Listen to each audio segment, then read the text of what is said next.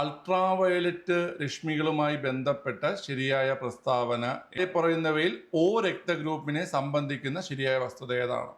Hello, ഏവർക്കും smart P സിയിലേക്ക് സ്വാഗതം. നമ്മുടെ 20 മാർക്ക് വർക്കൗട്ടാണ്. ഇന്നലെ ഞാൻ കോൺസ്റ്റിറ്റ്യൂഷൻ്റെ ഒരു വർക്കൗട്ട് ഇട്ടിട്ടുണ്ടായിരുന്നു. നിങ്ങൾ കണ്ടായിരുന്നു 2025 കോൺസ്റ്റിറ്റ്യൂഷൻ ക്വസ്റ്റ്യൻസ്. അപ്പോൾ അതുപോലെ ഞാൻ ഓരോ വിഷയത്തിൻ്റെ ഇടും കേട്ടോ. നിങ്ങളത് നോട്ട് ചെയ്ത് പഠിച്ചു വേണം കേട്ടോ. അത് ആ ക്വസ്റ്റ്യൻസ് നിങ്ങൾക്ക് യൂസ്ഫുൾ ആവേ. ഓക്കെ, ശരി, നമുക്ക് ഇന്നത്തെ വർക്കൗട്ടിലേക്ക് പോവാവേ. ഇന്ത്യൻ ഭരണഘടനയിലെ അനുച്ഛേദം 19 പ്രകാരമുള്ള സ്വാതന്ത്ര്യങ്ങളിൽ പെടാത്തതേതാണ് ചോദ്യം.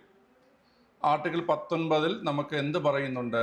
ആവിഷ്കാര സ്വാതന്ത്ര്യം പറയുന്നുണ്ട്. ആവിഷ്കാര സ്വാതന്ത്ര്യം നമുക്ക് 19(1)(a) പറയുന്നുണ്ട്. സംഘടനാ സ്വാതന്ത്ര്യം പറയുന്നുണ്ട്. 19(1)(c) നമുക്ക് സംഘടനാ സ്വാതന്ത്ര്യം പറയുന്നുണ്ട്. വിദ്യാഭ്യാസ സ്വാതന്ത്ര്യം പറയുന്നുണ്ടോ? ഇല്ല.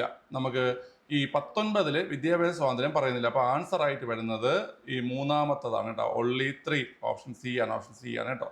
സ്വന്തമായിട്ട് ചെയ്യുന്ന കുട്ടികൾ വീഡിയോ പോസ് ചെയ്യുക, എന്നിട്ട് ക്വസ്റ്റ്യൻ വർക്കൗട്ട് ചെയ്തതിനു ശേഷം വീഡിയോ പ്ലേ ചെയ്തിട്ട് ആൻസർ നോക്കുക. അടുത്ത ചോദ്യം നോക്കി. ഇന്ത്യയിലെ ആദ്യത്തെ കടലാസ് രഹിത ഹൈക്കോടതി ഏതാണ്? ഇന്ത്യയിലെ ആദ്യത്തെ കടലാസ് രഹിത ഹൈക്കോടതി കേരള ഹൈക്കോടതിയാണ്. കേരള ഹൈക്കോടതിയാണ് ഇന്ത്യയിലെ ആദ്യത്തെ കടലാസ് രഹിത ഹൈക്കോടതി. ഞാൻ വേറൊരു ചോദ്യം പറഞ്ഞുതരാം. അതായത് ഇന്ത്യയിൽ ആദ്യമായിട്ട് കോടതി വിധികൾ പ്രാദേശിക ഭാഷയിൽ നൽകി തുടങ്ങിയ സംസ്ഥാനവും ഏതാണ്? കേരളമാണ്, അല്ലെങ്കിൽ കേരള ഹൈക്കോടതിയാണ് കേട്ടോ. ഇന്ത്യയിൽ ആദ്യമായിട്ട് കോടതി വിധികൾ പ്രാദേശിക ഭാഷയിൽ നൽകാൻ ആരംഭിച്ച ഹൈക്കോടതി ചോദിച്ചാലും ഏതാണ്? കേരള ഹൈക്കോടതിയാണ് കേട്ടോ. ഓക്കെ, അടുത്ത മൂന്നാമത്തെ ചോദ്യം. അൾട്രാവയലറ്റ് രശ്മികളുമായി ബന്ധപ്പെട്ട ശരിയായ പ്രസ്താവന ഏത്?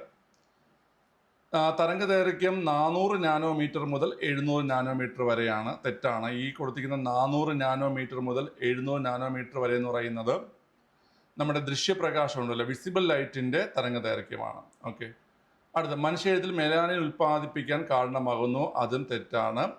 ക്യാൻസർ സെല്ലുകൾ നശിപ്പിക്കാൻ ഉപയോഗിക്കുന്നു. അത് ശരിയാണ്. ജലം ശുദ്ധീകരിക്കാൻ ഉപയോഗിക്കുന്നു. അപ്പോൾ അൾട്രാവയലറ്റ് രശ്മികളുമായി ബന്ധപ്പെട്ടിട്ടുള്ള 2 പോയിന്റുകൾ, ശരിയായ 2 പോയിന്റുകൾ 3ഉം 4ഉമാണ്. അപ്പോൾ ഓപ്ഷൻ ഡി ആണ് ആൻസർ ആയിട്ട് വരുന്നത്. Option D.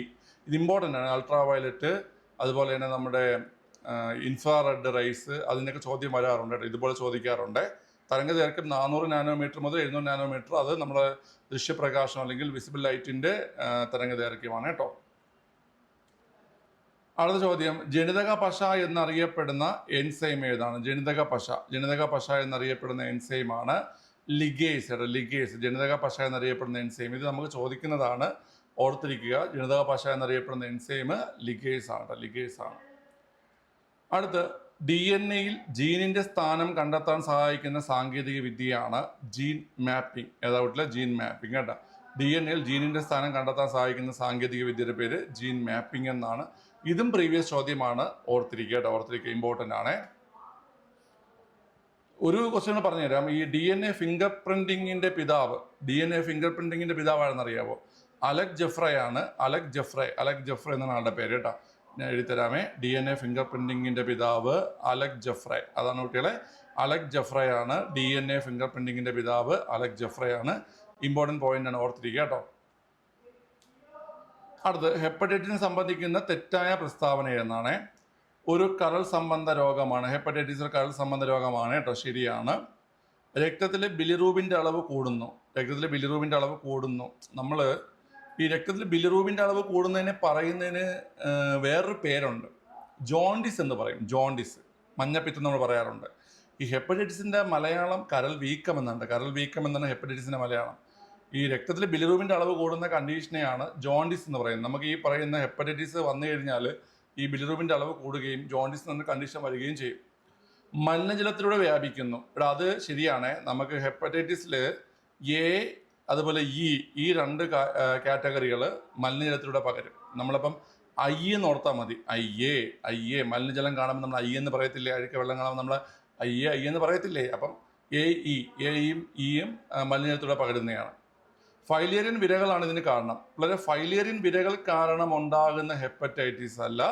അത് ഏതാണ് വീട്ടിൽ? അത് നമ്മുടെ ഫൈലേറിയാസിസ് എന്ന് പറയുന്ന, എലിഫന്റാസിസ് എന്ന് പറയുന്ന മന്താണ്. ഫൈലേറിയൻ വിരകൾ കാരണം ഉണ്ടാകുന്ന രോഗം മന്താണ്. അപ്പോൾ ഇവിടെ തെറ്റായ പ്രസ്താവന ഓപ്ഷൻ ബി ആണ് കേട്ടോ. അടുത്ത് ജീവമണ്ഡലത്തിൻ്റെ സംരക്ഷകർ. ഇത് പലർക്കും ഡൗട്ട് അടിക്കുന്ന ക്വസ്റ്റ്യൻ ആണ്. ജീവമണ്ഡലത്തിൻ്റെ സംരക്ഷകരാരെന്ന് കേട്ട് കഴിഞ്ഞാൽ സസ്യങ്ങളാണ്. ജീവമണ്ഡലത്തിൻ്റെ സംരക്ഷകർ സസ്യങ്ങളാണ്. വിഘാടകരാരെന്നറിയോ? വിഘാടകരാരെന്നറിയോ? വളരെ വിഘാടകരുടെ ഡീകമ്പോസേഴ്സ്, അത് ബാക്ടീരിയ അതുപോലെ തന്നെ ഫംഗസ്. ബാക്ടീരിയയും ഫംഗസുമാണ് വിഘാടകർ കേട്ടോ. വിഘാടകരാണെന്ന് കേട്ടാൽ ബാക്ടീരിയയും ഫംഗസുമാണ് കേട്ടോ. ഇത് ഇമ്പോർട്ടൻ്റ് ക്വസ്റ്റ്യൻ, ഓർത്തിരിക്കുക. അടുത്ത ചോദ്യം, താഴെ പറയുന്നവയിൽ O രക്തഗ്രൂപ്പിനെ സംബന്ധിക്കുന്ന ശരിയായ വസ്തുത ഏതാണ്? ആൻറ്റിജനുകളായിട്ടുള്ള എയും ബി എന്നിവ കാണപ്പെടുന്നു. ആൻറ്റിജൻ എയും ബിയും കാണപ്പെടുന്നില്ല. കാരണം നമ്മൾ പഠിക്കുന്നുണ്ട് ആൻറ്റിജൻ ഇല്ലാത്ത രക്തഗ്രൂപ്പാണ് ഏത്? O. ആൻറ്റിജൻ ഇല്ലാത്ത രക്തഗ്രൂപ്പാണ് ഏത്? O. അടുത്ത, ആൻറ്റിജൻ എ മാത്രം കാണപ്പെടുന്നത് ബ്ലഡ് ഗ്രൂപ്പിൽ എയിലാണ്. ബ്ലഡ് ഗ്രൂപ്പ് എയിലാണ് ആൻറ്റിജൻ എ കാണപ്പെടുന്നത്. ആൻറ്റിബോഡികളായ എ ബി എന്നിവ കാണപ്പെടുന്നു. ആൻറ്റിബോഡികളായ എ ബി എന്നിവ കാണപ്പെടുന്നു. അത് ശരിയാണ്. O ഗ്രൂപ്പിലാണ് ആൻറ്റിബോഡികളായിട്ടുള്ള എയും ബിയും കാണപ്പെടുന്നത്. O ഗ്രൂപ്പിലാണ് കേട്ടോ. ആൻറ്റിബോഡികളായിട്ടുള്ള എയും ബിയും കാണപ്പെടുന്നത് O ഗ്രൂപ്പിലാണ്. ആൻറ്റിബോഡി എ മാത്രം കാണുന്നു, അത് തെറ്റാണ്. O ഗ്രൂപ്പുമായി ബന്ധപ്പെട്ടതല്ല. ആൻറ്റിബോഡി എ കാണപ്പെടുന്നത് ബ്ലഡ് ഗ്രൂപ്പ് ബിയിലാണ് ആൻറ്റിബോഡി എ കാണപ്പെടുന്നത്. അപ്പോൾ ഈ പോയിന്റ്സ് എല്ലാം ഓർത്തിരിക്കുക, ഇമ്പോർട്ടൻ്റ് ആണേ. അടുത്ത ചോദ്യം നോക്കിയടാ. കേരള സംസ്ഥാന മനുഷ്യാവകാശ കമ്മീഷനുമായി ബന്ധപ്പെട്ട് ശരിയായ പ്രസ്താവന ഏതെന്നാണ്? കേരള സംസ്ഥാന മനുഷ്യാവകാശ കമ്മീഷന്റെ ആദ്യത്തെ ചെയർപേഴ്സൺ ജസ്റ്റിസ് MM പരീതിപിള്ള. ശരിയാണല്ലേ? ജസ്റ്റിസ് MM പരീതിപിള്ളയാണ് നമ്മുടെ മനുഷ്യാവകാശ കമ്മീഷന്റെ ആദ്യത്തെ ചെയർപേഴ്സൺ. കേരള സംസ്ഥാന മനുഷ്യാവകാശ കമ്മീഷൻ ഇപ്പോഴത്തെ ചെയർപേഴ്സൺ ആന്റണി ഡൊമിനിക്. അത് തെറ്റാണ്. ഇപ്പോഴത്തെ ചെയർപേഴ്സൺ ആരാ? ഇപ്പോഴത്തെ ചെയർപേഴ്സൺ അലക്സാണ്ടർ തോമസ് ആണ് അല്ലേ? അലക്സാണ്ടർ തോമസ് ആണ് നമ്മുടെ കേരള സംസ്ഥാന മനുഷ്യാവകാശ കമ്മീഷന്റെ ഇപ്പോഴത്തെ ചെയർപേഴ്സൺ. അലക്സാണ്ടർ തോമസ് ആണ് കേട്ടോ. അടുത്ത, doctor S Balaraman, Shri TK Wilson എന്നിവർ ആദ്യ മനുഷ്യാവകാശ കമ്മീഷൻ അംഗങ്ങളായിരുന്നു. ഇത് നിങ്ങൾ പഠിക്കണം. ആദ്യത്തെ മനുഷ്യാവകാശ കമ്മീഷൻ അംഗങ്ങളാണ് S ബലരാമനും TK വിൽസണും കേട്ടോ. അപ്പോൾ ചെയർപേഴ്സൺ ആരായിരുന്നു? പരീതിപിള്ളയായിരുന്നു. അംഗങ്ങൾ ആരൊക്കെയെന്ന് കേട്ടാൽ ബലരാമനും TK വിൽസനുമാണ്. അപ്പം ആൻസർ ഏത് വരും പിള്ളേരെ? ആൻസർ ഓപ്ഷൻ സി ആണ്. 1, 3 വരെ. 1, 3 എന്നുള്ളത്. അതുപോലെ തന്നെ ഇപ്പോഴത്തെ കമ്മീഷനിൽ അലക്സാണ്ടർ തോമസ് ചെയർമാനാണ് അല്ലേ? ചെയർമാൻ. ഓക്കെ. ഇനി അദ്ദേഹത്തിന്റെ കൂടെ നമുക്കറിയാം മനുഷ്യാവകാശ കമ്മീഷനിൽ അംഗസംഖ്യ 3 ആണല്ലേ? 3 ആണ് അംഗസംഖ്യ. അദ്ദേഹത്തിനൂടെ 2 പേരുണ്ട്. ഒന്ന് കെ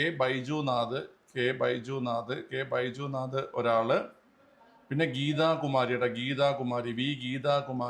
മറ്റൊരാള്. അപ്പൊ കെ ബൈജുനാഥും ഉണ്ട്, വി ഗീതാകുമാരി ഉണ്ട്. അങ്ങനെ മൊത്തത്തിൽ 3 പേര് കേട്ടോ. ആരൊക്കെയെന്ന് കേട്ട് കഴിഞ്ഞാൽ ഇപ്പോഴത്തെ അലക്സാണ്ടർ തോമസ് ആണ് ചെയർമാന്, കെ ബൈജുനാഥും വി ഗീതാകുമാരിയും അംഗങ്ങളാണ് കേട്ടോ. ഓക്കെ,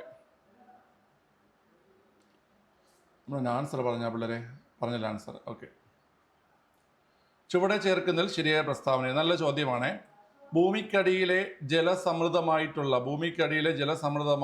ജലസമൃദ്ധമായ ഭാഗത്തിന്റെ മുകൾ പരപ്പാണ് ജലപീഠം.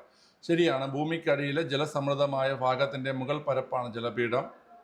ഉപരിതല ജലം സംഭരിക്കപ്പെടുന്ന സ്വാഭാവിക ഇടങ്ങളാണ് തണ്ണീർത്തടങ്ങൾ അല്ലേ? ഉപരിതല ജലം സംഭരിക്കപ്പെടുന്ന സ്വാഭാവിക ഇടങ്ങളാണ് തണ്ണീർത്തടങ്ങൾ. ശരിയാണ്. ജലപീഠത്തിന്റെ മുകൾ പരപ്പാണ് കിണറ്റിലെ ജലനിരപ്പ്. ജലപീഠത്തിന്റെ മുകൾ പരപ്പാണ്. നമ്മൾ ഈ കിണർ കുഴിച്ച് പോകുന്ന സമയത്ത് നമ്മൾ കാണുന്ന വെള്ളം കാണുന്നുണ്ടല്ലോ, ആ കാണുന്ന വെള്ളം എന്ന് പറഞ്ഞാൽ ഈ ജലപീഠത്തിന്റെ മുകൾ പരപ്പാണ്. മനസ്സിലായി? ജലപീഠത്തിന്റെ മുകൾ പരപ്പാണ് നമ്മൾ ആ കാണുന്ന വെള്ളം എന്ന് പറയുന്നത്. ഓക്കെ, അപ്പോൾ 1, 2, 3 ഓപ്ഷൻ ഡി ആണ് ആൻസർ. ഓപ്ഷൻ ഡി ആണ് ആൻസർ കേട്ടോ. ഇനി 2 ചോദ്യങ്ങൾ ഞാൻ ചോദിക്കുകയാണ്. അതായത് ഈ ജലപീഠം ഏറെ താഴെയാണെങ്കിൽ ഏത് കിണറാണ് അഭികാമ്യം? ജലപീഠം ഏറെ താഴെയാണെങ്കിൽ കുഴൽ കിണറുകളാണ് അഭികാമ്യം. ഓക്കെ, ക്ലിയർ ആണ്. അതുപോലെ തന്നെ നമ്മുടെ ഈ കണ്ണൂരില്ല, കാസർഗോഡ്, കർണാടക ഭാഗങ്ങളിൽ കാണപ്പെടുന്ന ഈ മല തുരന്നുണ്ടാക്കുന്ന വെർട്ടിക്കൽ കിണറുകളുണ്ട്. അതിന് പറയുന്ന പേരെന്താണ്? അതിൻ്റെ പേരാണ് സുരംഗ കിണർ. എന്താ കുട്ടികളെ? സുരംഗ കിണർ. ഈ സുരംഗ കിണർ കാണപ്പെടുന്നത് നമ്മുടെ കേരളത്തിലെ കാസർഗോഡ് ജില്ലാ പ്രദേശത്തും അതുപോലെ തന്നെ നമ്മുടെ കർണാടക ഭാഗത്തിലൊക്കെ ഈ മല തുറന്നിട്ട് കിണറുണ്ടാക്കുന്നതിനാണ് എന്ത് പറയുന്നത്? സുരംഗ കിണർ. ഈ 2 പോയിന്റും കൂടെ പഠിച്ചോണം. ബാക്കി 3 പോയിന്റും പഠിക്കാതെയാണ്, എഴുതി പഠിച്ചോണം കേട്ടോ. അടുത്ത ചോദ്യം നോക്കിയേ. ചുവടെ ചേർക്കുന്ന പ്രസ്താവനകൾ ശരിയേത്? ഹിമാചൽ പ്രദേശ്, മധ്യപ്രദേശ് എന്നിവയ്ക്ക് ഇരുസഭയുള്ള നിയമനിർമ്മാണ സഭയാണുള്ളത്. അതായത് ദ്വിമണ്ഡല സഭ. തെറ്റാണ്. ഹിമാചൽ പ്രദേശിനും മധ്യപ്രദേശിനും ഇല്ല. ഉത്തർപ്രദേശ്, ആന്ധ്രാപ്രദേശ് എന്നിവയ്ക്ക് ഇരുസഭയുള്ള നിയമനിർമ്മാണ സഭകളാണുള്ളത്. അത് ശരിയാണ്. യു പിക്കും ഉണ്ട്, ആന്ധ്രാപ്രദേശിനുണ്ട്. കർണാടകം, ബീഹാർ എന്നിവയ്ക്ക് ഇരുസഭയുള്ള നിയമനിർമ്മാണ സഭകളാണുള്ളത്. അതും ശരിയാണ്. കർണാടകയ്ക്കുമുണ്ട്, ബീഹാറിനുമുണ്ട് ദ്വിമണ്ഡല സഭ. ഓക്കെ, അപ്പോൾ ഇവിടെ 2ഉം 3ഉമാണ് ആൻസർ ആയിട്ട് വേണം. ഓപ്ഷൻ സി ആണ് കേട്ടോ. ദ്വിമണ്ഡല സഭ പിന്നെ വരുന്നത് നമ്മളിപ്പോൾ ഉത്തർപ്രദേശായി, ആന്ധ്രാപ്രദേശ്, കർണാടക, ബീഹാർ, ഇനി തെലുങ്കാന, അതുപോലെ തന്നെ നമ്മുടെ മഹാരാഷ്ട്ര, മഹാരാഷ്ട്ര. അപ്പോൾ ഇത്രയും സംസ്ഥാനങ്ങൾക്കാണ് ദ്വിമണ്ഡല സഭ ഉള്ളത്. കാരണം നമ്മൾ തന്നെ ഒരു കോഡ് നമ്മൾ പഠിക്കാറുണ്ട് അല്ലേ, അമ്പു കെ ടി എന്നോ KT അമ്പു എന്നൊക്കെ പഠിക്കാം. ആന്ധ്രാപ്രദേശ്, മഹാരാഷ്ട്ര, ബീഹാർ, ഉത്തർപ്രദേശ്, കർണാടക, തെലുങ്കാന, ഇതാണ് അമ്പു കെ ടി. ഇതൊക്കെ ഞാൻ മുമ്പ് നിങ്ങൾക്ക് കോഡായിട്ടൊക്കെ പറഞ്ഞു തന്നിട്ടുണ്ട് കേട്ടോ, വീഡിയോ ചെയ്തിട്ടുണ്ടായിരുന്നു, പഠിച്ചോണേ. അടുത്ത നോക്കിയ ചുവടെ ചേർക്കുന്നതിൽ തെറ്റായ പ്രസ്താവന ഏത്? യൂണിയൻ പബ്ലിക് സർവീസ് കമ്മീഷൻ ഒരു ഭരണഘടനാ സ്ഥാപനമാണ്, ശരിയാണ്. സംസ്ഥാന പബ്ലിക് സർവീസ് കമ്മീഷൻ ഒരു ഭരണഘടനാ സ്ഥാപനമല്ല, തെറ്റാണ്. ഭരണഘടനാ സ്ഥാപനമാണ് PSC. സംസ്ഥാന പബ്ലിക് സർവീസ് കമ്മീഷൻ ചെയർമാനെ നിയമിക്കുന്നത് പ്രസിഡന്റാണ്, തെറ്റാണ്. നിയമിക്കുന്നത് ഗവർണറാണ്. പ്രസിഡന്റ് റോളുണ്ട്. പ്രസിഡന്റ് റോൾ എന്തെന്ന് കേട്ട് കഴിഞ്ഞാൽ അത് ഈ പറയുന്ന നീക്കം ചെയ്യൽ, അതായത് സംസ്ഥാന പബ്ലിക് സർവീസ് കമ്മീഷൻ ചെയർമാനെയൊക്കെ നീക്കം ചെയ്യുന്ന ആരാണ് കുട്ടികളെ? അത് പ്രസിഡന്റാണ്. പക്ഷെ നിയമിക്കുന്നതും പിന്നെ അംഗസംഖ്യ തീരുമാനിക്കുന്നത്, രാജിക്കത്ത് സ്വീകരിക്കുന്നത്, ഇതെല്ലാം ആരാണ് കുട്ടികളെ? ഗവർണറാണ്. അപ്പോൾ ഇവിടെ ശരിയായിട്ടുള്ളത് നമുക്ക് ശരിയായിട്ടില്ല, തെറ്റായിട്ടുള്ളതാണ് വേണ്ടില്ലേ. അപ്പോൾ തെറ്റായിട്ടുള്ള പ്രസ്താവനകൾ ഓപ്ഷൻ എ ആണ്, only 2 and 3. ഓക്കെ, അടുത്ത് നോക്കണം. ചുവടെ ചേർക്കുന്ന പ്രസ്താവനകൾ ശരിയത്. കീഴ്ക്കോടതികൾക്ക് മേൽ ചുമത്തുന്ന പ്രത്യേക ഉത്തരവുകളാണ് പ്രൊഹിബിഷൻ, ശരിയാണ്. കീഴ്ക്കോടതികൾക്ക് മേൽ ചുമത്തുന്ന പ്രത്യേക ഉത്തരവുകളാണ് പ്രൊഹിബിഷൻ. അറസ്റ്റ് ചെയ്യപ്പെട്ട വ്യക്തിയെ ഹാജരാക്കുവാൻ ഇറക്കുന്ന പ്രത്യേക ഉത്തരവാണ് ഹേബിയസ് കോർപ്പസ്. ശരീരം ഹാജരാക്കുക, വ്യക്തി സ്വാതന്ത്ര്യത്തിൻ്റെ സംരക്ഷകൻ, ഇതൊക്കെ ബന്ധപ്പെട്ടിരിക്കുന്നത് ഹേബിയസ് കോർപ്പസ് എന്ന് പറയുന്ന ആ ഒരു റിട്ടിലാണ് അല്ലേ. ഒരു ഉദ്യോഗസ്ഥന് മേൽ ചുമത്തുന്ന പ്രത്യേക ഉത്തരവാണ് മാൻഡമസ്. ഓക്കെ, നാം കൽപ്പിക്കുന്നു അല്ലെങ്കിൽ നാം ആജ്ഞാപിക്കുന്നു എന്നർത്ഥം വരുന്ന മാൻഡമസ് ഒരു ഉദ്യോഗസ്ഥന് മേൽ ചുമത്തുന്ന ഉത്തരവാണ്, റിട്ടാണ്. അപ്പോൾ ഇവിടെ നമുക്ക് ആൻസർ ഓപ്ഷൻ എ ആണ്, ആൾ ദ എബോ 1, 2 and 3.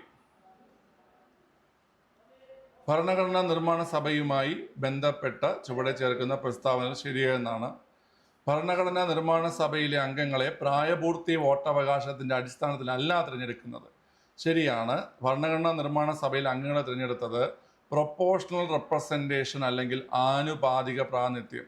ആ ഒരു പ്രൊപ്പോർഷൻ നമുക്ക് ചോദിക്കാറുണ്ട് കേട്ടോ. 1:10 ലക്ഷമാണ്. അതായത് 10 ലക്ഷം പേർക്ക് ഒരാളെന്ന രീതിയിലാണ് നമ്മുടെ കോൺസ്റ്റിറ്റ്യൂവൻ്റ് അസംബ്ലിയിലേക്ക് അംഗങ്ങളെ എന്ത് ചെയ്തത്? തിരഞ്ഞെടുത്തത്.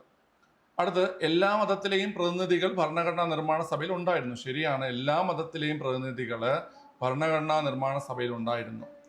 രാഷ്ട്രീയ പാർട്ടികളിൽ കോൺഗ്രസ് ആണ് ഭരണഘടനാ നിർമ്മാണ സഭയിൽ ആധിപത്യം സ്ഥാപിച്ചത്. നമുക്കറിയാം, ആ സമയത്തൊക്കെ നമ്മളിവിടുത്തെ പ്രധാനപ്പെട്ട രാഷ്ട്രീയ പാർട്ടി INC അല്ലേ, കോൺഗ്രസ് അല്ലേ. അപ്പോൾ കോൺഗ്രസ് ആയിരുന്നു ആധിപത്യം സ്ഥാപിച്ചിരുന്നത്, അതും ശരിയാണ്. അപ്പം ഓപ്ഷൻ ഡി ആണ്, ഓൾ ദ എബോ 1, 2, 3.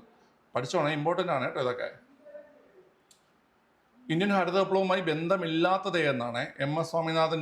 ഇന്ത്യൻ ഹരിത വിപ്ലവത്തിൻ്റെയും നിത്യഹരിത വിപ്ലവത്തിൻ്റെയൊക്കെ പിതാവ് MS സ്വാമിനാഥനാണ്. ഉയർന്ന വിളവ് തരുന്ന വൈവിധ്യമാർന്ന വിളകൾ ഏതുമായി ബന്ധപ്പെട്ടതാണ് പിള്ളേരെ? ഈ പറയുന്ന ഹരിത വിപ്ലവമായി ബന്ധപ്പെട്ടതാണ്. സി സുബ്രഹ്മണ്യൻ ഹരിത വിപ്ലവ സമയത്ത് കൃഷി വകുപ്പ് മന്ത്രിയാണ്. സി സുബ്രഹ്മണ്യൻ ഹരിത വിപ്ലവ സമയത്ത് കൃഷി വകുപ്പ് മന്ത്രിയാണ് സി സുബ്രഹ്മണ്യൻ. അപ്പോൾ അദ്ദേഹവും ബന്ധപ്പെട്ടിരിക്കുന്നു. അത് മാത്രമല്ല, ഇദ്ദേഹത്തിന് ചിദംബരം സുബ്രഹ്മണ്യം എന്ന ഇദ്ദേഹത്തിൻ്റെ പേര് കേട്ടോ. ഇദ്ദേഹത്തിന് 1998 ഭാരതരത്ന പുരസ്കാരം ലഭിച്ചു. അതായത് ഭാരതരത്ന പുരസ്കാരം ലഭിക്കുന്ന ആദ്യത്തെ കൃഷി ശാസ്ത്രജ്ഞൻ ആരെന്ന് കേട്ടോ, സി സുബ്രഹ്മണ്യനാണ് കേട്ടോ. ഭാരതരത്ന ലഭിക്കുന്ന ആദ്യത്തെ കൃഷി ശാസ്ത്രജ്ഞൻ സി സുബ്രഹ്മണ്യനാണ്. ഓക്കെ, ഡോക്ടർ വർഗീസ് കുര്യൻ എന്തുമായി ബന്ധപ്പെടുന്നില്ല? ഹരിത വിപ്ലവമായിട്ട് ബന്ധപ്പെടുന്നില്ല. അദ്ദേഹം ധവള വിപ്ലവവുമായിട്ട് ബന്ധപ്പെടുന്ന വ്യക്തിയാണ്. ആര് കുട്ടികളെ? Varghese Kurien. Okay, operation flood, ധവള വിപ്ലവം അല്ലെങ്കിൽ ഓപ്പറേഷൻ ഫ്ലഡ് ഓർത്തിരിക്കുക കേട്ടോ. ഓക്കെ, അടുത്ത് നല്ലൊരു ചോദ്യമാണ് ഇത്. ഈ ചോദ്യവും ഉത്തരവും പഠിച്ചോണേ. താഴെ തന്നിരിക്കുന്ന ഇന്ത്യയിലെ പ്രധാന ധാതുക്കളെ ലോകത്തിലെ അവയുടെ ഉൽപ്പാദനത്തിൻ്റെ അടിസ്ഥാനത്തിൽ ശരിയായ ക്രമം ഏതെന്ന് കണ്ടെത്തുക. ഇതിൽ അഫ്രമ അല്ലെങ്കിൽ മൈക്കയാണ് ഏറ്റവും കൂടുതൽ ഉൽപ്പാദിപ്പിക്കുന്നത്. രണ്ടാമത് കൽക്കരി, മൂന്നാമത് ഇരുമ്പയിര്, നാലാമത് മാംഗനീസ്. ഇവിടെ പിള്ളേരെ ഈ ഒരു ഓർഡർ പഠിച്ചോ. അഫ്രം ഒന്നാമത്, കൽക്കരി രണ്ടാമത്, ഇരുമ്പയിര് മൂന്നാമത്, മാംഗനീസ് നാലാമത്. ഈ ഒരു ഓർഡർ അതുപോലെ പഠിച്ചിരിക്കുക. നിങ്ങൾക്ക് പരീക്ഷയ്ക്ക് ഇത് ചോദിക്കും. ഇതിൻ്റെയൊക്കെ ഉൽപ്പാദനത്തിൽ ഒന്നാമത് നിൽക്കുന്ന സ്റ്റേറ്റുകളും മറ്റുമൊക്കെ ഞാൻ ഒരു വീഡിയോ ആയിട്ട് ചെയ്തു തരാം കേട്ടോ. ഓക്കെ, മുമ്പ് ചെയ്തിട്ടുണ്ട്, അതൊക്കെ കുറച്ചൊക്കെ മാറ്റം വന്നിട്ടുണ്ട്, അതുകൊണ്ടാണ് ഒന്നുകൂടി ചെയ്യാന്ന് പറയുന്നത്. ഭാരതീയ റിസർവ് ബാങ്കിനെ സംബന്ധിച്ച് താഴെ പറയുന്ന പ്രസ്താവനകൾ ശരിയായവ. 1935 സ്ഥാപിതമായി, ശരിയാണ്. 1 രൂപ മുതൽ എല്ലാ നോട്ടുകളും പുറത്തിറക്കുന്നു. 1 രൂപ നോട്ട് കേന്ദ്ര ധനകാര്യ മന്ത്രാലയമാണ് അല്ലേ. നമുക്ക് 1 രൂപ നോട്ട് റിസർവ് ബാങ്ക് അല്ല പുറത്തിറക്കി തരുന്നത്, അത് കേന്ദ്ര ധനകാര്യ മന്ത്രാലയമാണ്. 49 ദേശസാൽക്കരിച്ചു അല്ലേ. നമുക്ക് അറിയാം 49 ജനുവരി 1 റിസർവ് ബാങ്ക് ദേശസാൽക്കരിച്ചത്. ആസ്ഥാനം മുംബൈയാണ്, അത് ശരിയാണ്. അപ്പം ശരിയായിട്ടുള്ളത് ഏതൊക്കെയാണ്? 1, 3, 4 അല്ലേ. ഓപ്ഷൻ സി ആണ്. 1, 3, 4 എന്നിവ ശരിയാണ്. അടുത്ത ചോദ്യം, ഇന്ത്യയിലെ പഞ്ചവത്സര പദ്ധതികളുമായി ബന്ധപ്പെട്ട് താഴെ പറയുന്ന പ്രസ്താവനകളിൽ ശരിയായവ ഏതെന്നാണ്? ആസൂത്രണ കമ്മീഷൻ 1950 സ്ഥാപിച്ചു അല്ലേ. ആസൂത്രണ കമ്മീഷൻ ആരംഭിച്ചത് 1950 മാർച്ച് മാസം 15 ആസൂത്രണ കമ്മീഷൻ സ്ഥാപിച്ചല്ലേ, അത് ശരിയാണ്. 1-ാം പഞ്ചവത്സര പദ്ധതി കാർഷിക മേഖലയ്ക്ക് പ്രാധാന്യം നൽകി, അതും ശരിയാണ്. 1-ാം പഞ്ചവത്സര പദ്ധതി കാർഷിക മേഖലയ്ക്ക് പ്രാധാന്യം നൽകി. ഇപ്പോൾ 2022-23 14-ാമത് പഞ്ചവത്സര പദ്ധതിയാണ് നടക്കുന്നത്. ഇത് തെറ്റാണ്. ഇന്ത്യയിലെ പഞ്ചവത്സര പദ്ധതി ഞാൻ ചോദിച്ചിട്ടുള്ളത്. നമുക്ക് 12 പഞ്ചവത്സര പദ്ധതി ഇന്ത്യയിലുള്ളൂ. പക്ഷെ ഇപ്പോഴും പഞ്ചവത്സര പദ്ധതി ഉള്ള ഒരു സംസ്ഥാനമുണ്ട്. അവിടെ ഇപ്പോൾ 14-ാമത് പഞ്ചവത്സര പദ്ധതിയാണ്. ആ പഞ്ചവത്സര പദ്ധതിയുടെ കാലയളവ് 2022 മുതൽ 27 വരെയുമാണ്. ഏത് സംസ്ഥാനം എന്നറിയോ? നമ്മുടെ കേരളം. നമ്മുടെ കേരളത്തിൽ ഇപ്പോൾ 14-ാം പഞ്ചവത്സര പദ്ധതി പോകുന്നുണ്ട് കേട്ടോ. കേരളത്തിലാണ് 14-ാം പഞ്ചവത്സര പദ്ധതി കേട്ടോ. ഓക്കെ, അടുത്ത സമത്വം പഞ്ചവത്സര പദ്ധതിയുടെ പ്രധാന ലക്ഷ്യമാണ്. ഞാൻ അടിസ്ഥാന ലക്ഷ്യങ്ങൾ കഴിഞ്ഞ വർക്കോട്ട് പറഞ്ഞു തന്നില്ലായിരുന്നോ? അതായത് പഞ്ചവത്സര പദ്ധതിയുടെ അടിസ്ഥാന ലക്ഷ്യങ്ങൾ: ആധുനികവൽക്കരണം, സ്വാശ്രയത്വം, അതുപോലെ തന്നെ സാമ്പത്തിക വളർച്ച, സമത്വം അല്ലേ. ആധുനികവൽക്കരണം, സ്വാശ്രയത്വം, സാമ്പത്തിക വളർച്ച, സമത്വം, ഇതൊക്കെ നമ്മളെ പഞ്ചവത്സര പദ്ധതിയുടെ അടിസ്ഥാന ലക്ഷ്യങ്ങളാണ്. ഓക്കെ, അപ്പോൾ അതും ശരിയാണ് അല്ലേ, അതും ശരിയാണ്. അപ്പം നമുക്കിവിടെ ശരിയായിട്ടുള്ളത് 1, 2, 4 ഓപ്ഷൻ സി 1, 2, 4. മറക്കണ്ട, കേരളത്തിലെ 14-ാം പഞ്ചവത്സര പദ്ധതി പോകുന്നുണ്ട് കേട്ടോ. ലാസ്റ്റ് ചോദ്യം ഇതാണ്. താഴെ പറയുന്നതിൽ ശരിയായ ക്രമം. റൗലക്റ്റ് ആക്ട് 1935, അത് തെറ്റാണല്ലേ, തെറ്റാണ്. റൗലക്റ്റ് ആക്ട് 1919. അപ്പോൾ ഒന്നാമത്തെ തെറ്റ്. ഓക്കെ, ദണ്ഡി മാർച്ച് 1930 ശരി. സൈമൺ കമ്മീഷൻ ഇന്ത്യയിൽ 1928 ശരി. ഗാന്ധി ഇർവിൻ ഉടമ്പടി 1931, അതും ശരി. അപ്പോൾ ഇവിടെ ശരിയായിട്ടുള്ളത് ഓപ്ഷൻ ഡി ആണ്. 2, 3 ആൻഡ് 4. ഓക്കെ, വളരെ എത്ര എണ്ണം ശരിയായെന്ന് നോക്കണം. എനിക്ക് തോന്നുന്നു 20 ചോദ്യങ്ങളിൽ നിങ്ങൾക്കൊരു ഓൾമോസ്റ്റ് ഒരു 18+ ഒക്കെ എല്ലാവർക്കും കിട്ടിക്കാണും. എന്നുവെച്ചാൽ കുറച്ചുകൂടെ പഠിക്കുന്ന കുട്ടികൾക്ക്. പിന്നെ ഒരു ആവറേജ് ഒരു 15 മാർക്കിന് മുകളിലോട്ടൊക്കെ എല്ലാവരും കിട്ടിക്കണം. എത്ര മാർക്ക് കിട്ടിയെന്നുള്ള കമൻറ്റ് ചെയ്യണേ, മറക്കരുത്. കമൻറ്റ് ചെയ്തിട്ട് പോകാവൂ. ക്ലാസ്സിനെ കുറിച്ചുള്ള അഭിപ്രായങ്ങളും മറ്റുമൊക്കെ എന്ത് ചെയ്യുക, വീഡിയോ താഴെ കമൻറ്റ് ചെയ്യുക. ഓക്കെ, ഞാൻ ഇപ്പം ടോപ്പിക് വൈസ് വർക്കൗട്ട് കോൺസ്റ്റിറ്റ്യൂഷൻ ചെയ്തു. ഇനി അടുത്ത് നമ്മുടെ IT ആക്ടിൻ്റെ ഞാൻ ചെയ്യാം. പിന്നെ വിവരാവകാശം കേട്ടോ, അതിൻ്റെ ഞാൻ ചെയ്യാൻ പോകുന്നുണ്ട്. അപ്പോൾ ഇങ്ങനെ ഓരോ സബ്ജക്റ്റ് വൈസായിട്ട് ഞാൻ ചെയ്യും. നിങ്ങൾ എന്ത് ചെയ്യുക, അത് ഉപയോഗപ്പെടുത്തുക കേട്ടോ. ഓക്കെ, നമുക്ക് മറ്റൊരു വീഡിയോ വീണ്ടും കാണാം. ബൈ.